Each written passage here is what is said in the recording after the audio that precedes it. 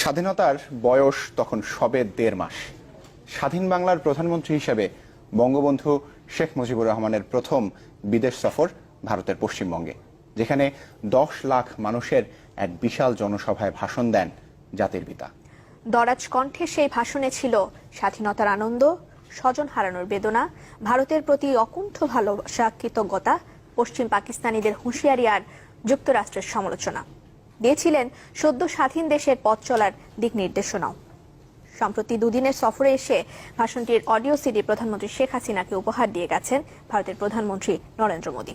ঐতিহাসিক সেই ভাষণের একটি কপি সংগ্রহ করেছেন সহকর্মী নাহিদ হোসেন।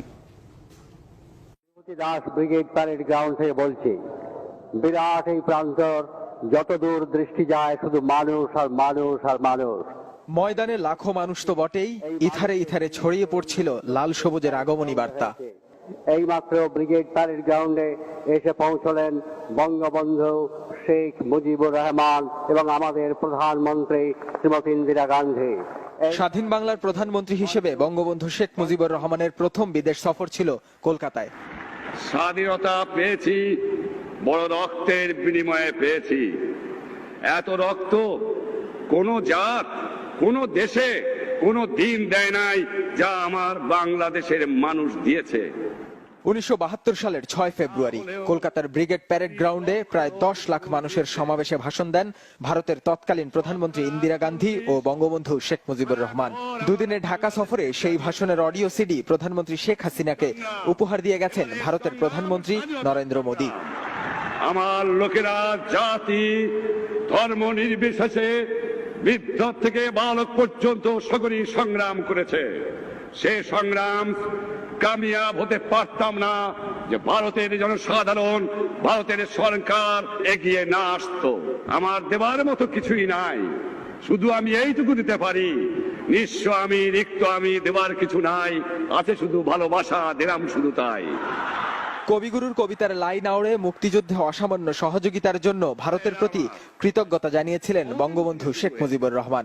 পশ্চিম পাকিস্তানের নেতাদের ৩টা আদর্শ ছিল, যে আদর্শ এ সভ্য জগতে চলতে পারে না। কি ছিল তাদের আদর্শ?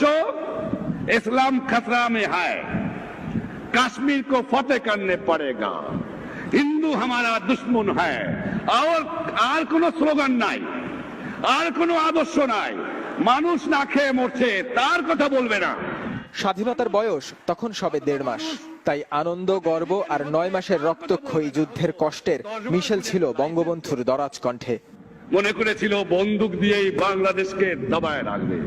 আহম্মকের দল জানে না যে জাতি একবার জেগে ওঠে, যে জাতি মুক্তি পাগল, যে জাতি স্বাধীনতাকে ভালোবাসে, সেই জাতিকে বন্দুক কামান দিয়ে দবায় রাখা যায় না। আহম্মকের দল তা জানে না। যুক্তরাষ্ট্রের জনগণ আর সংবাদ মাধ্যমকে কৃতজ্ঞতা জানালেও বঙ্গবন্ধুর কণ্ঠে ছিল দেশটির সরকারের কড়া সমালোচনা। আমেরিকার জনসাধারণ এবং তাদের সাংবাদিকরা আমাদের অনেক সমর্থন করেছেন, আমি কৃতজ্ঞতা জানাই, কিন্তু আমেরিকার সরকারকে আমি কৃতজ্ঞতা জানাতে পারবো না।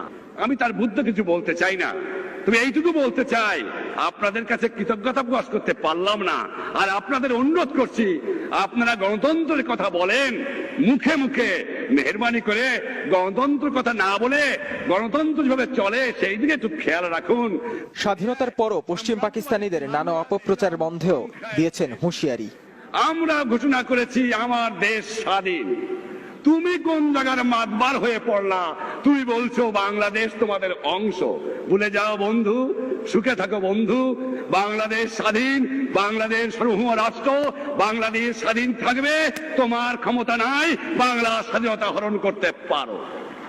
সদ্য স্বাধীন দেশ কিভাবে চলবে সেই দিক নির্দেশনাও ছিল ভাষণে। বাংলাদেশ 4টে স্তম্ভের উপর চলবে: জাতীয়তাবাদ, সমাজতন্ত্র, গণতন্ত্র আর ধর্মনিরপেক্ষ রাষ্ট্র। এর মধ্যে কোনো কিন্তু ফিন্তু নাই। ৪৪ বছর আগের সেই ভাষণেই ভারত বাংলাদেশের সম্প্রীতির বয়ান করে গেছেন জাতির পিতা। তৃপ্ত কণ্ঠে বলেছেন, এই বন্ধুত্ব ভাঙতে পারবে না কেউই। আমাদের বন্ধুত্ব অটুট এবং অক্ষয় থাকবে। আপনারা আমার সঙ্গে স্লোগান দেন, জয় ভারত,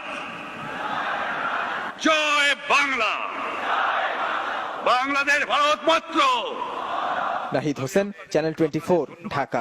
বিদায়।